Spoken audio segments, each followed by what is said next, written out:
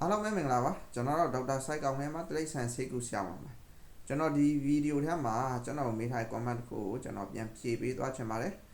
်ဘာမေးထားလဲဆိုရင်ဒီမှာဆရာရှင်တဲ့ဝက်မကြီးနေမကောင်းပြီးတည်ရတာတပတ်လောက်ရှိပါပြီတဲ့ဝက်ပြန်ထည့်လို့ရပါသလားလို့မေးထားရှိပါတယ်ပေါ့နော်အဲကြတော့ကျွန်တော်ဒီဗီဒီယိုထဲမှာပေါ့နော်ဘာပြန်ဖြေပေးသွားချင်လဲဆိုရင်ဝက်တွေဖြစ်ပေါ့နော်ဒါကြက်ဖြစ်မွေးမြူရေးကဏ္ဍတွေမှာတကယ်လို့ယောဂတွေနဲ့တည်ဆုံးသွားတယ်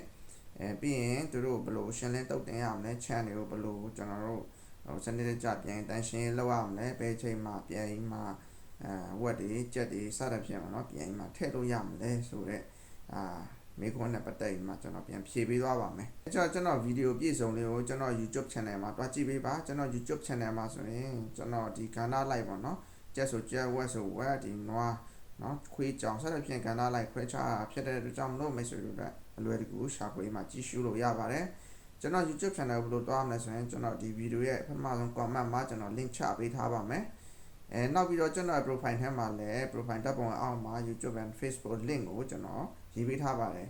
အသေးစိတ် Facebook YouTube တွားတဲ့လမ်းညွှန်ဗီဒီယိုလည်းကျွန်တော်ပထမဆုံးဗီဒီယိုတော့မဟုတ်ပင်တက်ပြီးတော့ကျွန်တော်အပေါ်ဆုံးမှာတင်ပေးထားပါတယ်ဟုတ်ကဲ့ပါအားလုံးကိုကျေးဇူးတင်ပါတယ်အဲကြတော့ကျွန်တော်ဒီရဲ့အဖြေကိုကျွန်တော်ပြန်ဖြေပေးရမယ်ဆိုရင်ကျွန်တော်တို့မွေးမြူရေးတိရစ္ဆာန်တွေခြံနေမှာပေါ့နော်ကဲလို့ယောဂတစ်ခုဖြစ်ပြီးမှတည်ရရဆိုရင်ဘာယောဂဖြစ်လဲဆိုတာမူတည်ပါတယ်နံပါတ်1ချက်ပေါ့နော်အဲကြောင့်သူတည်ရတာဒီဟာကူးစက်ယောဂကြောင့်တည်ရလားကူးစက်ယောဂမှာကျွန်တော်ဒီ virus တို့ကြောင့်ဖြစ်တဲ့ပြင်းထန်ကူးစက်ယောဂတွေပေါ့နော်အဲ့အမျိုးရှိပါတယ်ဥမာကြက်တွေဆိုရင်လည်းကျွန်တော်ဒါကြက်ငတ်တုပ်ကွေးတို့လိုမျိုးပေါ့နော်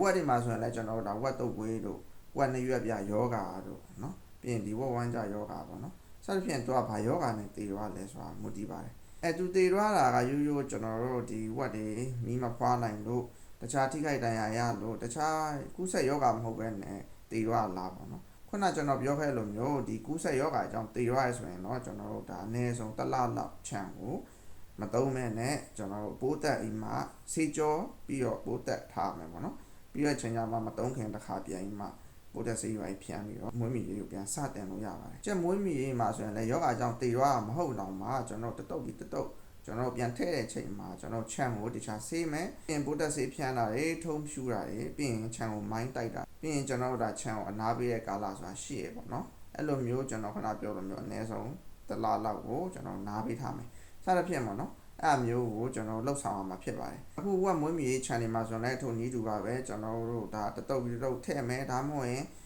်ဝက်တေရလို့ပြန်ထည့်မယ်ဆိုရင်လည်းသူ့ channel ကိုတခြားဆေးမယ်ပြီးရင်ကျွန်တော်တို့ပိုးတက်ဆေးဖြန်းမယ်ပိုးတက်ဆေးဆိုတဲ့နေရာမှာကျွန်တော်မွေးမြူရေး channel မှာသုံးတဲ့ပိုးတက်ဆေးရှိပါတယ်မွေးမြူရေးဆေးဆိုင်မှာဝယ်လို့ရပါတယ်ပြီးရင်ကျွန်တော်တို့ဒါထုံးဖြူးမယ်ပေါ့နော်ထုံးဖြူးပြီးတော့ကျွန်တော် channel ကိုတခြားတင်ထားလိုက်မယ်နားပေးထားမယ်ဘာလို့ဆိုရင်တချို့ယောဂပိုးတွေကအချိန်ယူရတယ်သူကတေရွာဖို့အတွက်ပေါ့နော်ချက်ချင်းမတေနိုင်ဘူးပြီးရင်ကျွန်တော်ကြက်တွေဝက်တွေပြန်မထည့်ခင်ပေါ့နော်တစ်ပတ်လောက်လို့မှကျွန်တော်ထုံးလို့ပြန်စီးချမယ်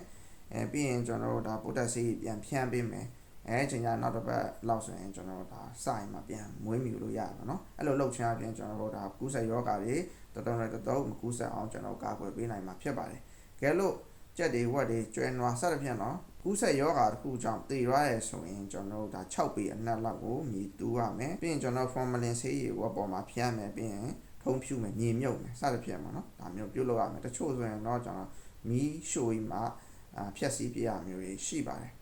အဲ့လိုမျိုးပေါ့နော်ဒါကတော့ကူးစက်ယောဂအရင်ပြင်းထန်တဲ့နေရာမှာမြေမြုပ်ကအဆင်မပြေတဲ့နေရာမှာကျွန်တော်တို့ဒါရေနံစီလောင်မီးရှို့ကျွန်တော်မီးရှို့ပြီးတဲ့နေရာမှာကျွန်တော်ထုံးဖြူမှာပိုးတက်ဆေးနဲ့တုတ်တင်ရှင်းလင်း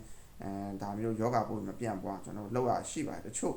ယောဂပိုးတွေဆိုရင်ကျွန်တော်မြေကြီးအောက်မှာတင်ကိုကျွန်တော်အကြာကြီးနေနိုင်တာမျိုးရှိပါတယ်ဟုတ်ကဲ့ပါမိတ်ဆွေတို့လည်းဒီဗီဒီယိုကြည့်ချင်အပြင် channel ကိုကျွန်တော်တို့ဘယ်လိုအနာပေးရမလဲပိုးတက်ဆေးဘယ်လိုဖြန့်ရမလဲအသေးကောင်းလေးဘယ်လိုမြုပ်နိုင်ရမလဲဆိုတော့ဘုရုဒတွေတစုံတရာရမယ်လို့ကျွန်တော်ယူဆပါတယ်ကဲလို့ဒီဗီဒီယိုကမိတ်ဆွေတို့လည်းဘုရုဒရတယ်ဆိုရင် like and share လုပ်ပြီးတော့ပါ channel ကို subscribe လုပ်ရတယ်ဆိုရင်လည်း subscribe လုပ်ပြီးတော့ပါကျွန်တော်မေးမြန်းလို့တဲ့မိခွန်းတွေရှိရဆိုရင်လည်းကျွန်တော် YouTube channel မှာတင်ထားတဲ့ဗီဒီယိုတစ်ခုခုရဲ့အောက်မှာ comment ရေးမှာမေးမြန်းလို့ရပါတယ်အားလုံးကိုကျေးဇူးတင်ပါတယ်